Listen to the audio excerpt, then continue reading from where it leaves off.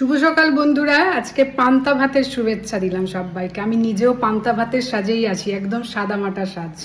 তো এই পান্তা ভাত খেতে কে কে ভালোবাসো অবশ্যই কমেন্ট করে জানাবে। আমি কিন্তু খুব ভালোবাসি, আমি না আমরাও ভালোবাসি। মাঝে মাঝে দেখো কেমন তরিপদ করে খাওয়া হচ্ছে। ভিজে ভাত খাওয়ার জন্য করে নিয়েছি আলু ভাজা, চপ, পেঁয়াজ, লঙ্কা। এবার চলো দেখে নিই কীভাবে মাখাই ভাতটাকে। প্রথমে ভালো করে চটকে নিলাম ভাতটাকে, তারপর তার মধ্যে জল দিয়ে দিলাম। এবার ভাজা শুকনো লঙ্কা দিয়ে ভালো করে মাখালাম।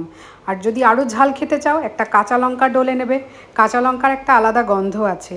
তো যাই হোক, আমি ঝাল খেতে ভালোবাসি, একটা কাঁচা লঙ্কা দিয়ে দিলাম। এরপর চপটা দিয়ে ভালো করে ভাতটাকে মাখিয়ে নিলাম। এরপর ভাতের সঙ্গে আলু ভাজাও নিয়ে নিলাম। তবে আরেকটু জল হলে ভালো হতো, কারণ এই যে ঝোলটা ভাতের, সেটা খেতে কিন্তু আরও খুব সুন্দর হয়। কিন্তু ভাত যেহেতু অনেকটাই ছিল, আর বেশি জল দিলে খাওয়া যাবে না। আজকাল নামি দামি হোটেলগুলোতে পান্তা উৎসব পালিত হচ্ছে এবং পান্তা খাওয়ার জন্য সব ভিড় করছে। কিন্তু বাড়ির পান্তা ভাত খাওয়া আর হোটেলের পান্তা ভাত খাওয়া আকাশ জমিন ফারাক। কি দারুণ হয়েছে বন্ধুরা, কি বলবো, একবার খেয়ে দেখবেন আপনারা। আর এর সাথে যদি একটু মাছ ভাজা হতো বেশ কড়কড়ে করে, আরও জমে যেত।